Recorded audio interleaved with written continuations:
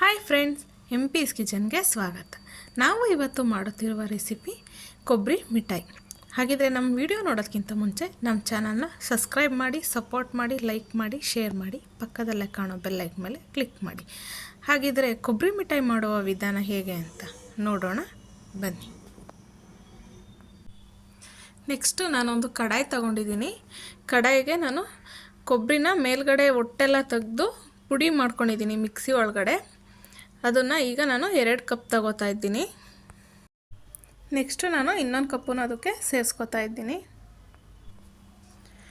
ಈಗ ಅದು 2 ಕಪ್ಪು ಸೇರಿಸ್ಕೊಂಡು ಅದನ್ನು ಒಂದು 30 ಸೆಕೆಂಡು ಚೆನ್ನಾಗಿ ಹುರ್ಕೋಬೇಕು. ತುಂಬ ಹೈ ಫ್ಲೇಮಲ್ಲಿ ಇಟ್ಟು ಉರಿಬಾರ್ದು, ಸೀದೋಗುತ್ತೆ. ನಾವು ಲೋ ಫ್ಲೇಮಲ್ಲೇ ಇಟ್ಕೊಂಡು ಇದನ್ನು ಹುರ್ಕೋಬೇಕು. ತುಂಬ ಉರಿಯೋದು ಬೇಡ. ನಾವು ಅದನ್ನು ಕೈಯಲ್ಲಿ ಮುಟ್ಟಿ ನೋಡಿದಾಗ ಸ್ವಲ್ಪ ಬೆಚ್ಚಗಿದ್ರೆ ಸಾಕು, ಅಷ್ಟು ಹುರ್ಕೊಳ್ಳೋಣ.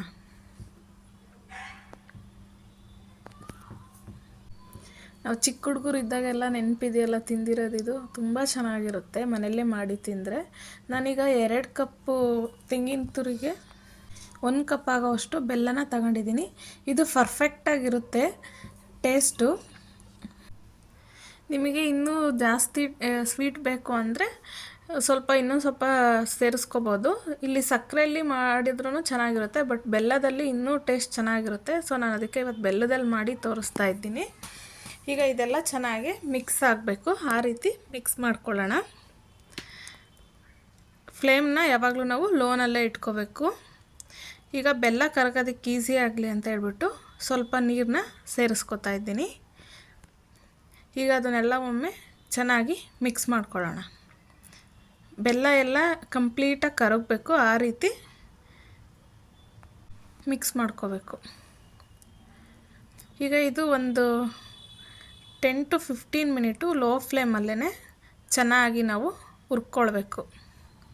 ಬೆಲ್ಲ ಎಲ್ಲ ಕಂಪ್ಲೀಟಾಗೆ ಕೊಬ್ಬರಿ ತುರಿಗೆ ಹೊಂದಬೇಕು, ಆ ರೀತಿ ನಾವು ಅದನ್ನು ಫ್ರೈ ಮಾಡ್ಕೋಬೇಕು.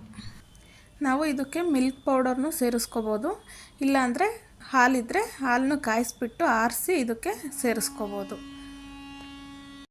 ಈಗ 15 ನಿಮಿಷ ಆಗಿದೆ ನೋಡಿ. ಈ ಥರ ಎಲ್ಲ ಚೆನ್ನಾಗಿ ಕೊಬ್ಬರಿಗೆ ಬೆಲ್ಲ ಎಲ್ಲ ಇಟ್ಕೊಂಡಿದೆ.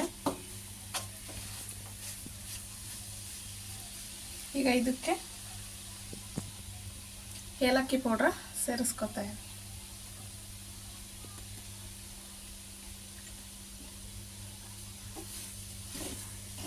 ತುಂಬ ಡ್ರೈ ಮಾಡ್ಕೊಳ್ಳೋದು ಬೇಡ, ಇಷ್ಟಿರಲಿ.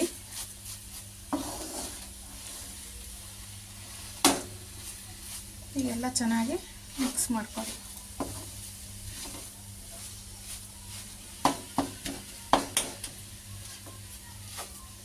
ಕೊಬ್ಬರಿ ಮಿಠಾಯಿ ಯಾರಿಗೆ ಇಷ್ಟ ಆಗಲ್ಲ ಹೇಳಿ? ಚಿಕ್ಕವರಿಂದ ಹಿಡಿದು ದೊಡ್ಡವ್ರವರೆಗೂ ಎಲ್ಲರಿಗೂ ಇಷ್ಟ ಆಗುತ್ತೆ. ಮನೆಯಲ್ಲೇ ಹೆಲ್ತಿಯಾಗಿ ಮಾಡಿಕೊಂಡು ತಿನ್ಬೋದು. ಎಲ್ಲ ಕಡೆ ಸ್ಪ್ರೆಡ್ ಮಾಡಿ ಇಟ್ಕೋಬೇಕು. ನಾವು ಅದಾದಮೇಲೆ ಅದು ರೆಡಿ ಆದಮೇಲೆ ಸ್ಪ್ರೆಡ್ ಮಾಡ್ಕೊಂಡು ಕೂತ್ಕೊಳ್ಳೋಕ್ಕಾಗಲ್ವಲ್ಲ, ಸೊ ಅದಕ್ಕೋಸ್ಕರ ಇದು ತೆಟ್ಟೆಗೆಲ್ಲ ಅಂಟಬಾರ್ದು ಅಂತ ಹೇಳ್ಬಿಟ್ಟು ಈ ರೀತಿ ಈಗ ಸ್ಪ್ರೆಡ್ ಆಗಿದೆ. ಇದೆಲ್ಲ ರೆಡಿ ಆಗಿದೆ. ಈಗ ನಾವು ತುಪ್ಪ ಹಚ್ಚಿಟ್ಕೊಂಡಿದ್ದೀವಲ್ಲ ತೆಟ್ಟೆಗೆ, ಅದಕ್ಕೆ ಹಾಕ್ಕೊಂಡು ಶೇಪ್ ಕೊಟ್ಕೊಳ್ಳೋಣ. ಇಲ್ಲಿ ನಾನು ನಮ್ಗೆ ಯಾವ ಶೇಪ್ ಬೇಕೋ ಆ ಶೇಪಲ್ಲಿ ನಾವು ಇದನ್ನು ಶೇಪ್ ಕೊಟ್ಕೋಬೋದು. ನಾವು ಉಂಡೆ ಥರನೂ ಮಾಡಿ ಇಟ್ಕೋಬೋದು, ಇಲ್ಲಾಂದರೆ ತೆಟ್ಟೆಗೆ ಏನಾದರೂ ಹಾಕ್ಕೊಂಡು ನಾವು ಶೇಪ್ ಮಾಡ್ಕೋಬೋದು. ನಿಮ್ಗೆ ಯಾವ ಶೇಪ್ ಇಷ್ಟನೋ ಆ ಶೇಪಲ್ಲಿ ಇದನ್ನು ಕಟ್ ಮಾಡ್ಕೊಳ್ಳಿ, ತುಂಬ ಚೆನ್ನಾಗಿರುತ್ತೆ. ಈಗ ಇದನ್ನೆಲ್ಲ ಕಂಪ್ಲೀಟಾಗಿ ತೆಟ್ಟೆಗೆ ಶಿಫ್ಟ್ ಮಾಡ್ಕೊಂಡಿದ್ದೀವಿ. ಈಗ ಸ್ವಲ್ಪ ಮೀಡಿಯಮಾಗಿ ತಣ್ಣಗಾಗಬೇಕು ಇದು. ಈಗ ತಣ್ಣಗಾಗಿದೆ, ಇದನ್ನು ಕಟ್ ಮಾಡ್ಕೊಳ್ಳೋಣ. ತುಂಬ ಫುಲ್ ತಣ್ಣಗಾದ ಮೇಲೆ ನಾವು ಕಟ್ ಮಾಡೋದಕ್ಕೆ ಹೋದರೆ ಬರೋದಿಲ್ಲ. ಸೊ ಮೀಡಿಯಮ್ ಆಗಿದ್ದಾಗಲೇ ಕಟ್ ಮಾಡ್ಕೋಬೇಕು.